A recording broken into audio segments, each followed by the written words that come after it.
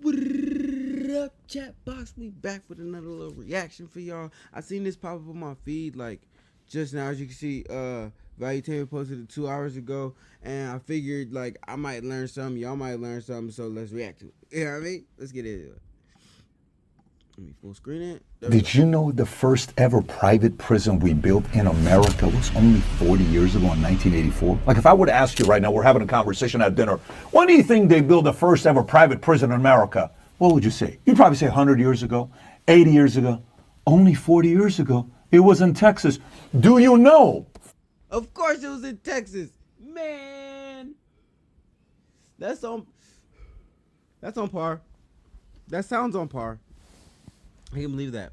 From that moment till today, here stands for you. Here we go. The imprisoned population increased from 1984 till today 194%, while the country's overall population has increased by only 36%. What? And then I go up and I look at more data. Oh, we got a lot of stuff to talk about private prisons today. U.S. population is only 4% of the world's total population. However, you ready? We have 20% of the world's prisoners. How? We have 330 million. And like truth be told, then they all look like me. They all look like me.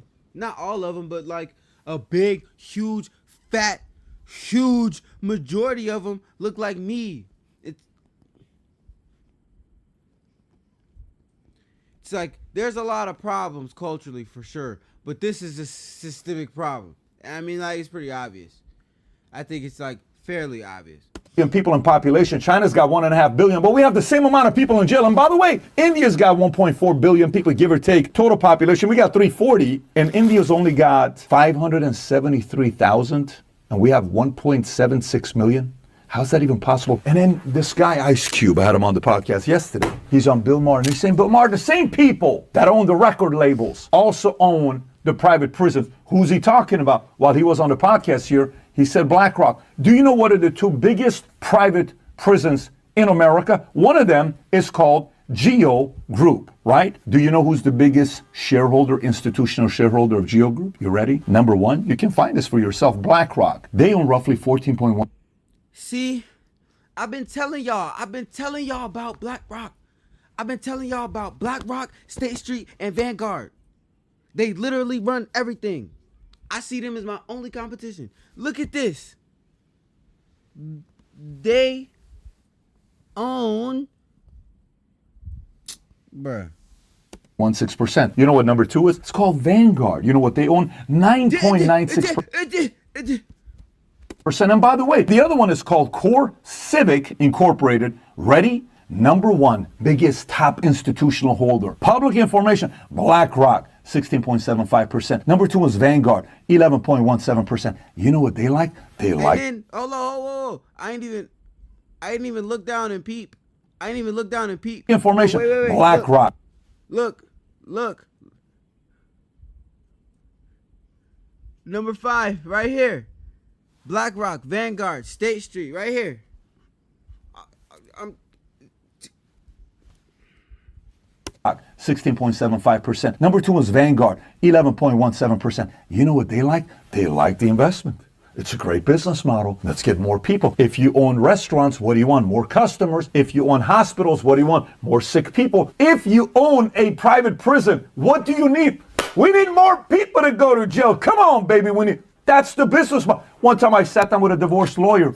I said, so what is your business model? Your job is to make sure there's more divorces. Can you imagine that's what you do for a living? So anyways, we sat here, we were curious. We said, you know what? What caused this spike in private prisons? And which state costs the most? Every one of these, data that maybe you're gonna be like, Pat's a little bit too much. We wanna learn all about it. We're gonna talk about it today. Okay, so if you get value out of this video, give it a thumbs up and subscribe to the channel. Let's get right into it. First thing I wanna do is I wanna see what percentage of people are in private prisons versus public prisons. Because a lot of times you're gonna be like, well, most of the people that are in jail are in private prisons. And that's why we have so many inmates. But the numbers don't prove that the more we looked into it. Matter of fact, take a look at this chart here. This one says how many people are alive locked up in the U.S. If you look at state prisons to the green left, state prisons 1,071,000, local jails 550,000, federal prison and jails 208, and you got a few others in there, youth, immigration detention, involuntary commitment, et cetera, et cetera. That's a breakdown of our prisons. And then we said, but we want to know a little bit more. What percentage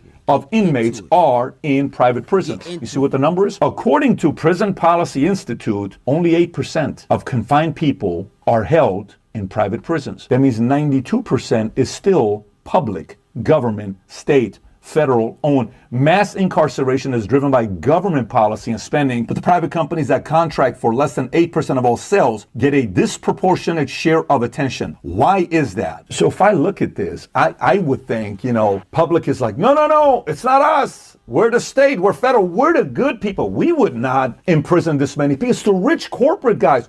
Look at those guys. No, U.S. government, state and federal, you got 92% of the inmates. Private is only 8%. Yes, they have a business model. We can take shots at BlackRock, Vanguard, all those guys. They only got 8% of it. But let's continue. Hey, listen. That's a narrative I didn't know the numbers behind. You know what I mean? Like, yes, Vanguard, State Street, BlackRock are invested heavily in prisons. But, I mean, I can call a spade a spade. The U.S. government is locking up 92% of everybody. The spike really happened. Well, when we look at the prison system, and if you look at this chart with the number of people and inmates, it's from 1950 to 2016. So you would notice the same as 1950 as 1970. But if you go to 70, 71, 72, 73, 74, and then boom, we go from 200,000 inmates to 1.6 million. How? Why? What happened during that time? Don't you want to know? I'm curious. There was something that happened called the War on Drugs, June 17, 1971. The crime and punishment on certain things you did with drugs, crack, all this stuff went complete different level. AKA a genocide began. People went to jail. Was that a business model? Was there incentive? I wouldn't say began. I wouldn't say that's when the genocide began. I'd say that's when the genocide was cranked up because let's remember, like the police, what the police is first started as the coup. They were slave catchers. Slave catchers is what turned into the police. So, listen. Do your research. Go do some research. Matter of fact, let's take a look at the population growth from the same exact period from 1950 to today. If you look at that chart with the blue line going up, we're growing every year, right? But if you look at the previous system, the numbers that we looked at inmates, so our population is growing like this, inmates going like this, and then all of a sudden inmates goes like this, right? And surpasses it. What was the purpose of war on drugs? Was it the growth of inmates is surpassing the growth of we're locking people up faster than people can be born. They were locking people up faster than people can be born. A business idea? Was it really about keeping people safe? Was it really targeting a certain community audience? I don't know. Let's take a look at it. So now, while we're talking Nixon as well, the whole war on drugs, we have to keep in mind that this was about putting a hard line when it comes down to drugs. America's public enemy number one in the United States is drug abuse. Even Governor Nelson Rockefeller from New York followed the same pattern as Nixon for drug pushing, life sentence, no parole, no probation. His policies ensured 15 years to life in prison for drug users and dealers, creating the growth of a massive correction system that currently houses, this number here says 2.2 million. Now watch this. Most common types of crime. While at the same time currently creating conditions where certain individuals didn't have much other choices to feed families and get by and would not woo and a whole bunch of implantations of evidences that was never touched did by convicts and whatnot and happening. Man, go do some research. Crime, drug trafficking, 65,000. 2, firearms, sexual abuse, robbery, child pornography, immigration, fraud, theft, embezzlement, murder, money laundering, assault. But look at drug trafficking. Drug trafficking alone is more than all the other. Check this out. I'm going to show you how I afforded this car. No ads. Okay, you ready? Oh, man. All right, I need to pay 108 for YouTube. So it makes me think, right? Earlier we talked about hospitals, you need sick people. Restaurants, you need people to come in and buy. You want them to keep coming back. What is the financial incentive to put people in jail? Let's kind of go through it. Number one, private prisons. Revenue generation. Private prison companies earn money based on the number of inmates they house. Contracts with government agencies often include per diem rates for each prisoner. So more prisoners, government pays you more. Kind of an interesting model. Creating a direct financial incentive to maintain or increase inmates' population. Expansion. By lobbying for laws that lead to higher incarceration rates, private prisons can secure more contracts and build more facilities, thus increasing their revenue.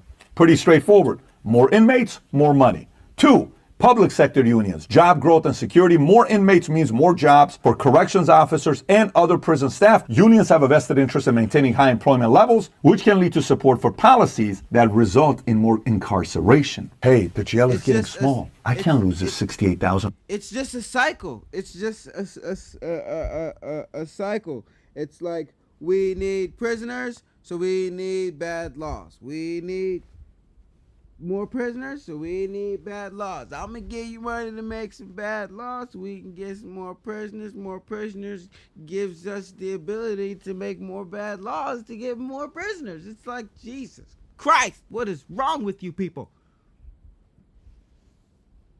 On all of your salary that I make from the government, hey, we got to figure out more people to go to jail. Forget it, make it tougher. Put them in jail. We need more. Do you see how that kind of works? That's kind of weird, right? Number three, political and economic factors. Political influence. Politicians may support tough on crime policies to appear strong on law and order, which can be potentially advantageous, especially during election cycles. Economical impact. In some regions, prisons are major employers and economic drivers. Local economies may become dependent on the jobs and economic activity generated by prisons, creating a local incentive to support incarceration. Now, by the way, you know who does that? Both sides do this. Now, we were interested in seeing which state is the most cost per inmate. Democrat, Republican, both sides do it. That's a fact. That's cold hard fact. So, whatever side you be sticking to, just know both sides be supporting this bull jive. Inmate. Who do you think is the most? I mean, you got to put it up there, right? New York, number one, the most competitive on the average annual cost per inmate, $60,000. Number two, their neighbor Jersey, Connecticut right next to them, Vermont right next to them, Rhode Island. It's as if they're all influencing each other to make it very expensive to be in the Northeast. But you can never forget about California. They take this very seriously. They also want to compete in this area. Then you got California, Washington, Maine, Penn. You can go all the way down. You see who's the cheapest? Kentucky, only $14,000. Indiana, Alabama, Louisiana, Kansas, Oklahoma, Idaho, Florida, okay, makes the bottom 10. Nevada, bottom 10. A lot of red states are in the bottom 10. And for whatever reason, New York, Jersey, I mean, I don't know where they put them. Maybe they put them in like a nice Ritz-Carlton place where some, it's expensive, and they're giving them nice clothes and nice, like, maybe like a golf cart while you're in prison. You're kind of going around from your room to this. Why the hell are you charging $60,000 for this? The same thing Kentucky's doing for 1/4 of the price. Kind of weird. Still, we're curious. We want to learn. You want to learn. So we've got to kind of follow the money to see what's going on here. I mean, this is 2017 numbers, so let's assume it's going to be. Yeah, but like, you got to remember, dog, that you talking about the South, man. Man, you ain't getting no amenities in the South, bro. What, the South? You talking about the deep South, the dirty South. In the South, I can imagine, of course, they're going to make it cheaper. It's the South. Everything cheaper and bigger in the South. That's how I go. For real. Be around $200 billion a year as an industry. If we look at this from the top all the way down, you'll see public correction agencies, prisons, jails, parole, and probation. That's $80.7 billion, right? And then you'll see to the right, public employees. The cost of public employees, $38.4 billion. That's a lot of salaries. By the way, if we just take the average salary of $60,000, okay? $60,000 divided by $38.4 billion, okay? $38.4 billion. Let's see how many $60,000 salaries employees this creates jobs for. Already 640,000 people. So that means even if we got rid of 1/3 of our inmates and we clean house and we change the rules, you're talking about 640,000. You're going to lose 420,000 jobs, 410,000 jobs. How are you going to answer? Even politicians are like, we don't want to lose that 410,000 jobs, right? Continue. Healthcare, $12.3 billion. Construction, 3.3 billion. Interest payments, 1.9. Food, 2.1. Utilities, 1.7. Private correction, 3.9. And look at the profits they make all the way at the bottom. The private prison profits, it's only $374 million. It's not a lot of money if you think about it compared to the other industries. Let's go back to the top. Judicial and legal, criminal law only, 29 billion. Prosecution, 5.8. Indigent defense, 4.5 billion. Policing, criminal law only, 63.2 billion. Civil asset forfeiture, 4.5. Bail fees, 1.4. Cost of families, 2.9. Commissary, 1.6. Telephone calls, 1.3 billion, give or take. It's a $200 billion a year industry. It's a massive industry. By the way, oil industry, you know how much it is? $500 billion. It's only 2.5 times bigger than our freaking prison system. Oil, when you think about oil, it's, oh my God, oil, all these rich people. It's only 2.5 times the size of the mass incarceration as an industry. Pretty wild to think about. So I mean, when you look at this, you're like, okay, so Pat, what's your, all the problem, what's the solution? How are we going to handle this? A couple different things that we have to look at. Obviously, in 2018, Trump came out with the First Step Act. A lot of people have tried to kind of make some progress in that area. Van Jones was even in the back. He was in tears, emotional. Something as beautiful is happening. They're criticizing him. How could you defend Trump? You're a guy that was an Obama guy, right? Because this is progress that's being made. And in here, it's not politics. Couple things. One, punishment must change. A kid can be raised in 3 different families. Okay, in one family, kid does something bad, he gets his iPad taken away from him. For the same thing you do wrong in another family, kid gets hit by a belt. For another kid in a different family, for the same exact thing he did wrong, he gets smacked upside the head and gets spanking by a drunk father that comes home for 10, 15 minutes and the kid is crying, marks all over the place, right? Same crime, 3 different punishments by the father, okay? You don't have to go all the way here necessarily first time around. I don't even think you need to go here ever. Some states go there. That's all this means. We have to kind of bring the punishment back. 2, the 3 situations all have what in common? There is a father in place in each of these 3 situations we're talking about, right? We have a fatherless epidemic in America since 1964 with Lyndon Johnson that changed. Because they was locking all the daddies up first. And then, like, it broke. Their plan was to break the black family. Like, and to go a step further, it was to mess up it was to break up the nuclear family. It was to break up the function and just add dysfunction to the nuclear family. And that's why you got so many fatherless sons and fatherless daughters and whatnot, and because it's become a pattern. Like, you know, not everybody sees the better way. Their father was terrible and left, so they're trash and they leave. You know what I mean? Like, so you get patterns built up in communities, and that's why we're looking at what we're looking at now. Change the incentives to want women to have more kids without a father being there to say, I don't need a man. We need to go back and bring them together and say, you need him, he needs you. This is how it makes it work. And instead of being 1.6 kids. Exactly. Like, I hate how like, for some reason culture be pushing, like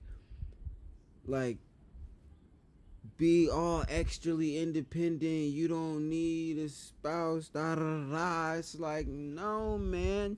If you point your eyes at nature, remember, we have free will as far as